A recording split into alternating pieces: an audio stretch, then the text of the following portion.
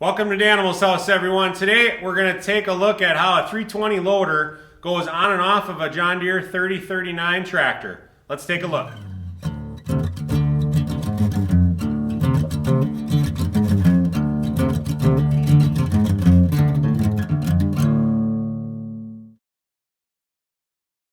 Alright, so this is a pretty quick and easy process. I went through this just before I bought my tractor. I thought it'd be useful for some of the other guys out there. So basically we got this 320 loader mounted on the 3039 tractor, and there's really only two pieces of this process. First of all, we have to get our loader disconnected in the way it mounts, and there's just two little pivot points up here that once we put the pressure in the right way, these things are going to pop right off, and then that's going to allow us to lower this section of the loader down. And there's little pads right here that are designed to go onto the concrete grass or otherwise if you have blocks set up. And those do not have any pins. They don't have anything attached that you have to really mess with, which is really convenient. It makes everything really fast. So basically all I need to do right now is I need to lower the bucket down so that I get the tires of the tractor to come off the ground. And then when I do that, it's going to loosen up these little pivots, and once those are loosened, I can flip them up. After I flip them up, I go the other way with the hydraulics. The thing's going to set down and it's going to pick these arms right off of these anchor points that are right on the center of the frame. So then once that's done and it's in place, it's just a matter of taking the hydraulic off and repositioning them back on. So let's get going. So before I get the tractor started here, I just want to give you a good look at these locking mechanisms. Essentially, once the pressure is off of this point right here, then it's going to allow this to turn up. If I take this and just push it out, that's going to allow that to push right up. But I cannot budge that so long as that loader is off the ground. I have to push the loader down into the ground, and it's going to take all of the pressure off of this point right here. If your loader shakes a bunch or really is way too tight, there's an adjustable process here that kind of helps how that all rides. But anyway, I'm basically going to start the tractor up right now, and we're going to see how this all works. I'll take a look at this one. So I'm going to go down with the loader, and I'm going to reach a point where I'm going to hit the ground. And as soon as I hit the ground, then you can see where it forces that up. Okay, so you can see where it forced that arm up. So now if I just pull this little locking mechanism here, if I can get my hydraulics out of the way, now that whole thing just lifts up. Okay, we'll come over to this one, a little more room. I'm going to go down with that, and that thing just lifts right up. Okay, so now I think it actually locks in place the other way. Yeah, okay, it kind of sits right there. So now at this point, I'm going to be able to try to lift the loader bucket up, but instead of it lifting up, it's going to actually just set itself right off the machine. All right, let's take a look at that. All right, so I'm going to start the thing up, and I'm going to pull back as if I'm lifting the loader up. Since it's not hitting there, it's actually going to just, it's going to push forward on the ground. I like to put a piece of like 2x4 under there so it slides on that, not on the concrete or gravel. Basically, you can see how that front end is just coming off, and as soon as it hits the ground, it's going to lift these off. Okay, there you go.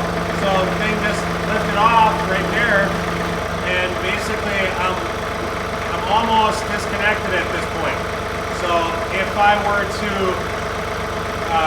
take those hydraulics off, I'm completely free. So my next step here would be to take the hydraulics, and I like to take the pressure off because then it makes it a lot easier for getting the things disconnected. So you would then disconnect your hydraulics, back out, do whatever you want to do, and then we'll take a look at how easy it is to put it right back on. So I got all the pressure off. Should be pretty easy to just push and pull, get these disconnected. Push and pull, no problem.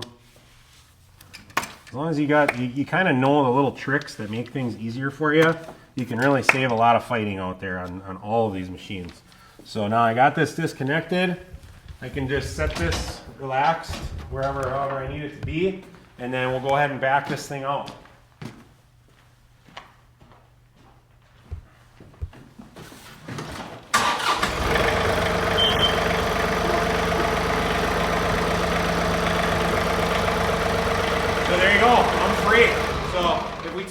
look at this thing, you got your mounts kind of down on the ground. You can kind of see, get over here, take a look at it. I mean, it's basically got a little bracket on there to try to help protect itself. I like to put wood under there if I'm going to store that over the winter. And then that's kind of a good look at the mounting down at the bottom. But again, there's no pins, which is really sweet. And then you can just kind of see by the marks here, it probably moves about maybe 2 feet or so. The thing will move forward or back if you're putting it back on. Pretty minimal overall. I mean, if you're trying to get into a tight space, it's easy enough when the thing wants to move forward to just back the tractor up so that you don't run into whatever it is that you're in front or you're in back of. So, all right, let's take a look at putting it right back on now. All right, so here's what I'm looking to do here. I'm sitting in here in this with this perspective, and I want to obviously line it up straight so that I have minimal possibilities for, you know, bindings or otherwise having things not go. But I'm essentially lining up that right kind of housing or hat, kind of whatever you want to call it, with this support arm that's mounted on the right side of the frame. So, I mean, I know it's symmetrical, so I don't really need to look at both. If I get one right, the other one's going to be right. I just kind of got to watch the hoses and stuff like that, so I just got to drive right in here. Another thing, too, is if you're off a little bit, it's not a big deal to just kind of move that motor over a little bit. It's not a huge problem. The thing is, you know, it's heavy, but it's not that heavy. So we get ourselves about right here, pretty much equidistant. I'm going to get my hydraulics hooked up again, and we're going to set that thing right back down, and we'll be ready to go.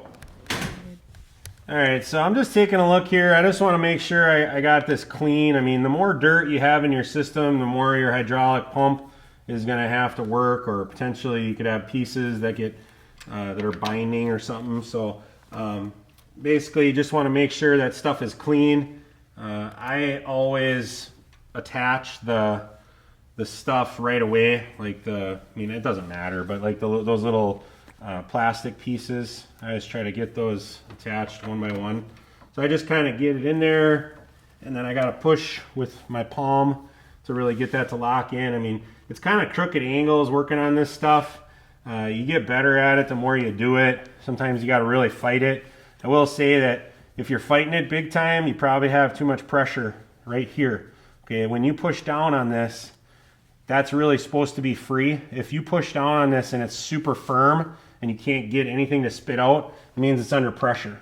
So that means when you took the thing off, you probably didn't do a good job of like just relaxing the pressure out of those hoses. And then you end up causing yourself more work because you didn't take that extra time to do that or kind of understand the process. We look at this one, same thing. I can push that down, no problem. So I feel confident that that's going to go in nice and easy for me.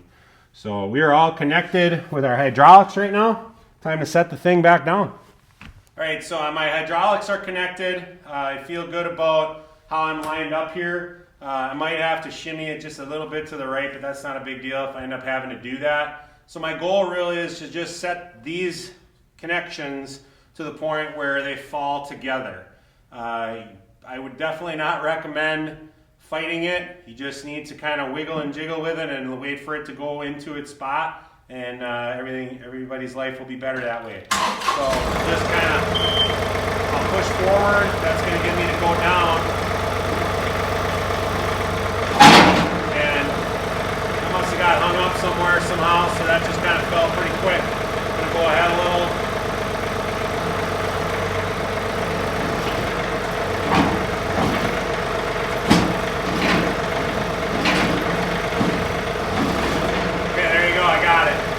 Kind of see how I just kind of played with it a little bit. It kind of went whichever way I wanted to go, and then all of a sudden now I look, and I got my left one perfectly tight, my right one's perfectly tight.